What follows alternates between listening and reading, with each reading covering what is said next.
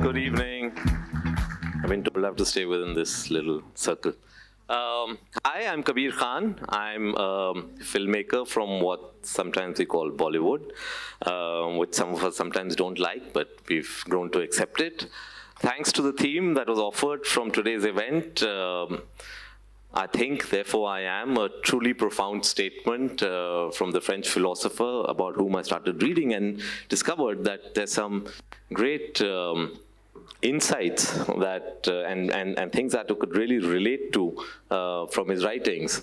And along with this, the statement that in a certain sense he proved his existence, he also had this immense faith in critical questioning, analysis, introspection, based on rationality, on logic, and that whole ability to be able to question we call conventional wisdom. I really resonated with that because in a certain sense that ability to question conventional wisdom is what has triggered a lot of the story ideas that I've ended up making films on. And to sort of, in a certain sense, take you to how I reached that point, I'll take you back in where I started. I was, as a student in school and undergraduate, a bit of a drifter.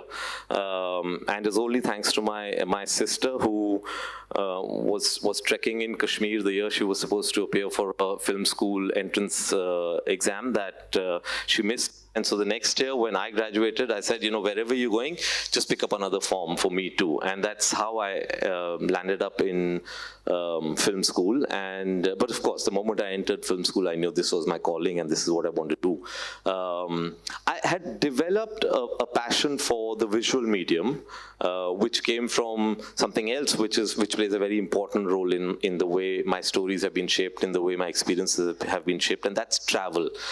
I was an avid trekker, mountaineer during my college days. I used to, given half a chance, pick up my camera and go off into the Himalayas. And that, in a certain sense, made me develop my visual sense, in a certain sense. So when I joined film school, I remember there was one event where a documentary filmmaker had come and he was showing us a film, and it was a film that was shot in Cambodia in the temples of Angkor Wat. And I remember one statement of his that is stuck in my mind, and that was, if you want to travel, make documentaries.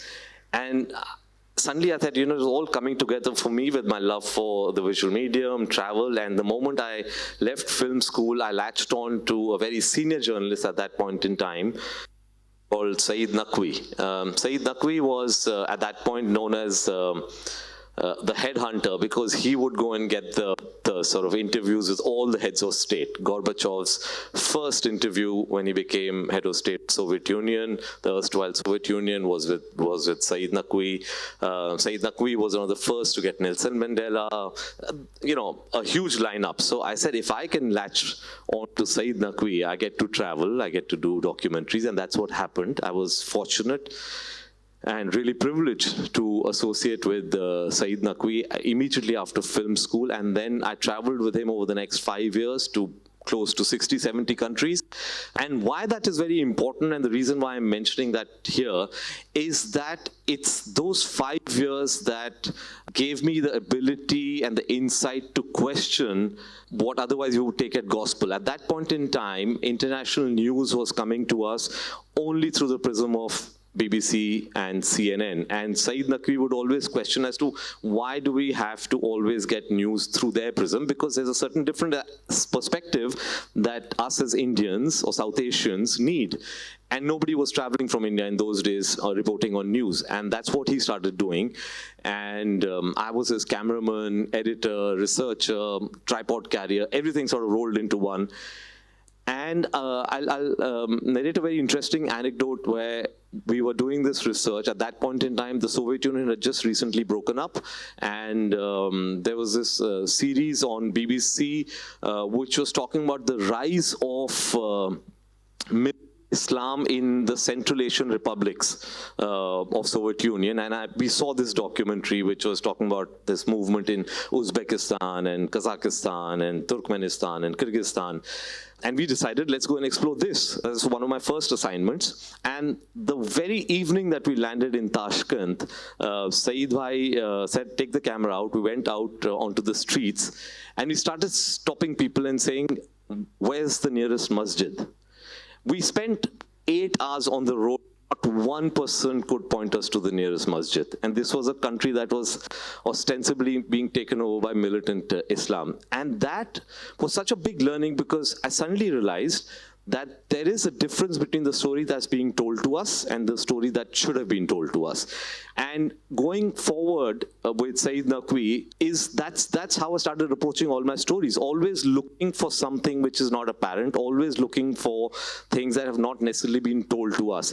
And if I now, in retrospect, look at some of my films, especially my first 3 films, I say that they lie in that gap, the gap between the story that should have been told to us and the story that was actually told to us.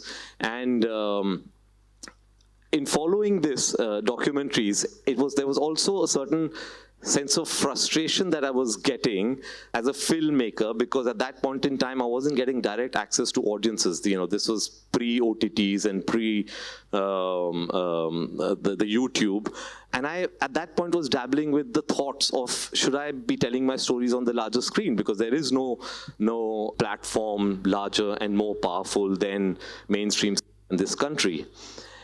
And with these thoughts, I landed up in Afghanistan in the 2001, 2 months after 9/11. We wanted to do a documentary on this country coming out of the shadows of the Taliban. Being Indians, we didn't get the usual route that people were taking, which is through Peshawar, and you drive through the Khyber Pass and you go into Afghanistan. So we had to overfly Afghanistan, go to Uzbekistan, drive to Tajikistan, and then try and enter Afghanistan. And everything we tried failed. We tried to drive, and there were landslides and avalanches. We couldn't go across. There was a helicopter that was supposed to take us, and we got the news that it crashed the day before. It was supposed to take us to Kabul. And for 14 days, it seemed like we were at a dead end. And the last day, me and my friend with me, we said, okay, let's give one last ditch attempt. We went to the military base, and we saw these Russian military helicopters being loaded with medical supplies being taken to Kabul.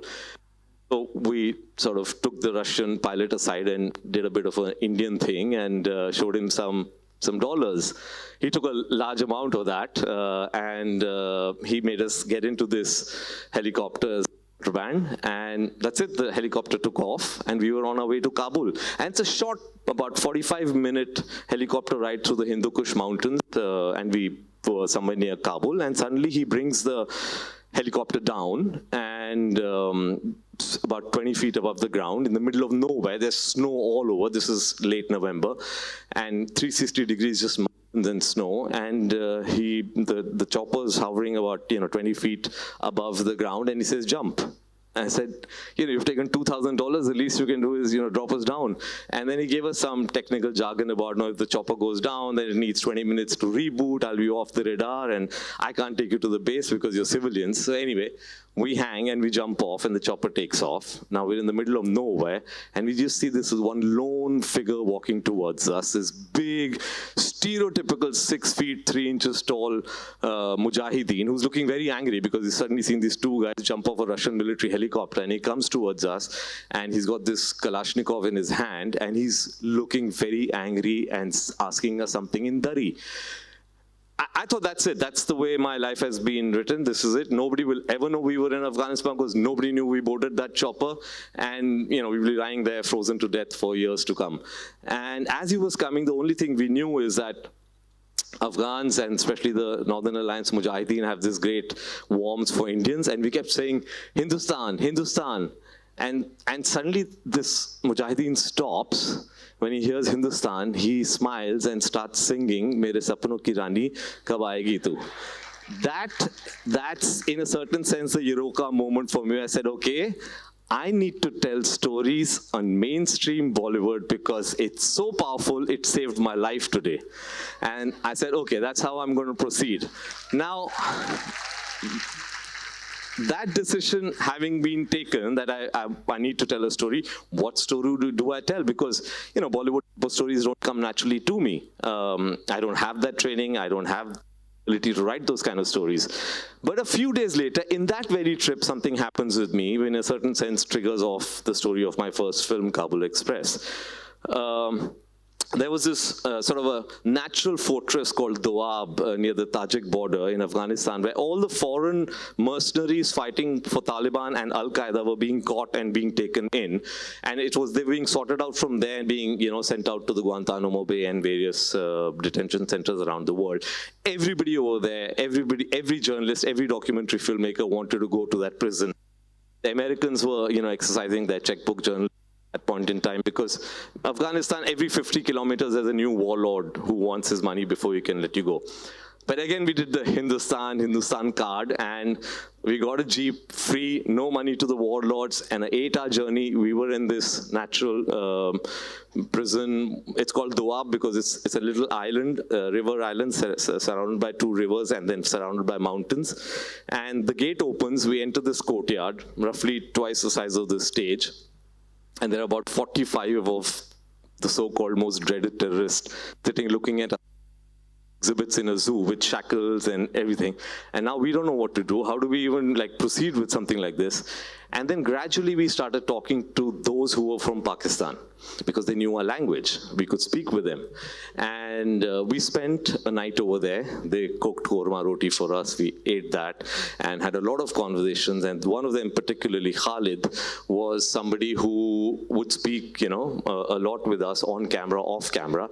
And the next day, as we were leaving, he came running to me and he said, "Can I make one call from your phone," which is a satellite phone. That was the only thing at that point that was working. And I was saying, this guy's from Taliban. I give him my phone. The next thing I know, there's a cruise missile coming for my phone. So I was a little hesitant, but something in the way he was pleading, I gave him the phone, and he made that call. And in that call, I realized it's the first call this man was making to his house in 2 years. They thought he was dead. With this phone call, they realized that he's alive. And then he called his daughter on the phone, and I saw Khalid crumble into a sobbing father. And somewhere there was the seed of the idea for Kabul Express, because I said we don't need to necessarily agree with these people in terms of ideology, but there's a human story behind everybody, and that's what I want to explore. And that is the training that I got from Saeed Naqvi, to constantly question, constantly try and see the story, behind what we've regularly been told. And that's how the story for Kabul Express began. But it was, the script was ready, but easier said than done. Then I landed up in Bombay, did not know a single person in this industry, had a story about 2 documentary filmmakers who got kidnapped by a Taliban guy, pretty much autobiographical of what happened with me and Rajan in Afghanistan. And went and met all these new champions of new cinema, alternative cinema. But conventional wisdom held me back from going from one studio called the Yashraj Studios, because conventional wisdom said they don't make these kind of stories. And a year into my struggle, I get a call from a lady who says, "Aditya Chopra wants to meet you." And I'm saying, "Oh yeah, sure." That's like saying Santa Claus wants to meet you. Because there's a joke, right, that Aditya Chopra doesn't exist. In Yashraj, we used to say it's actually something created by Yash Chopra to scare people. But something in that lady's voice sounded serious. And I said, okay, when, where? And I'm given a date and time. And I go there. And the gate opens. I say, "I've come to meet Aditya Chopra." And nobody laughs at me. And they say, "Yes, he's expecting you." I go up, and I still remember that moment where I open the door and Aditya Chopra's standing, wiping his reading glasses with his shirt. And he says, "I've read your script. It really moves well. When can we start the shooting?" And that's suddenly how my film career begins. And from there onwards, honestly, if you look at all my films, this whole thing of questioning and whether it's a story of the Taliban in Kabul Express, or whether it's a story in New York of John who gets picked up, the questioning of why were 1,200 men picked up from the streets of New York, and why were they picked up? Only because there was one thing common in them: their religion, their religious identity.